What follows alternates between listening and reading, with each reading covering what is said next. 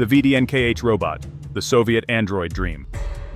In 1959, when most people thought robots existed only in science fiction, Soviet engineers unveiled a 1.8-meter humanoid robot that could execute 18 commands, respond to light and sound, and perform for amazed crowds at Moscow's VDNKh Exhibition Center. The VDNKh Robot represented the Soviet Union's early experiment in humanoid robotics, designed to showcase technological superiority during the Cold War.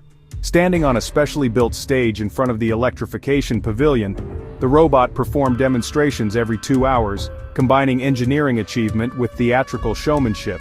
This early android could perform basic human movements, respond to voice commands, and navigate simple obstacles using primitive sensors.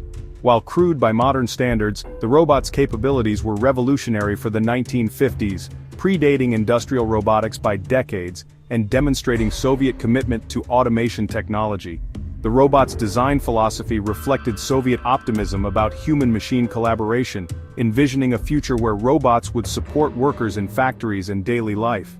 Its public demonstrations captured imaginations and inspired a generation of Soviet engineers to pursue robotics research. The VDNKh Robot's legacy extends beyond its mechanical capabilities to its cultural impact, representing a time when robotics was emerging as a field full of promise. It embodied the Soviet Union's drive to innovate through technology, blending practical demonstration with symbolic hope for technological progress that would define the space age.